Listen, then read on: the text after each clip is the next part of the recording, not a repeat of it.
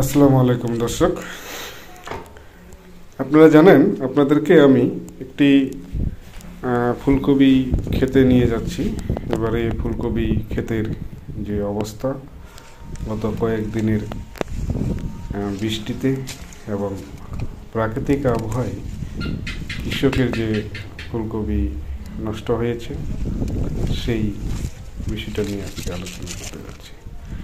আপনারা দেখতে পাচ্ছেন একটি কৃষক সযত্নে করা ফুলকপিটি ভেঙে নিচ্ছে এবং অনেক ফুলকপি নষ্ট হয়ে গেছে।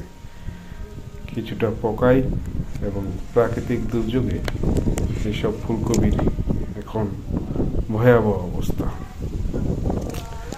বাজারে দাম খুব সীমিত, 250 থেকে 200 টাকা মন বর্তমান ফুলকপির। আপনারা দেখছেন সামান্য দুই একটা ফুলকপি ভালো রয়েছে, বাকি সব ফুলকপি প্রাকৃতিক দুর্যোগে ধ্বংসের রয়েছে। এই হচ্ছে ঠাকুরগাঁও জেলার হরিপুর উপজেলার কৃষকের ফুলকপির যে অবস্থা।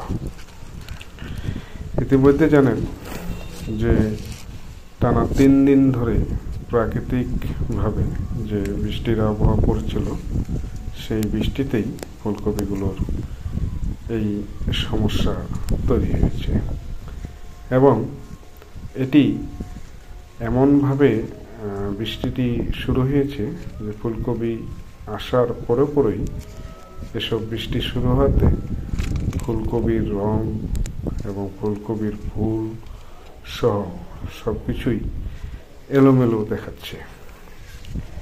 তো এইসব ফুলকপিতে আপনারা এখন যেটি নষ্ট হয়ে গেছে সেটি হয়তো আপনারা ভালো করতে পারবেন না, তবে যেটি ভালো রয়েছে সেটি কিন্তু আপনারা মেডিসিন, কীটনাশক প্রয়োগ করে হয়তো থামাইতে পারেন।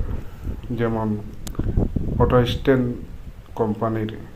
অটো কোম্পানির অটো স্ট্যান্ড রয়েছে, কার্নিভাল রয়েছে। এছাড়া অতিরিক্ত হলে এমিস্টার টপ, এইসব কীটনাশক দিয়ে এই ফুলকপিগুলো নিয়ন্ত্রণে নিতে পারেন এবং বৃষ্টিতে যত আর না নষ্ট হয় সে বিষয়টা কিন্তু আপনারা এইসব কীটনাশক ব্যবহার করে ফুলকপিগুলো ভালোভাবে রাখতে পারেন। পুরা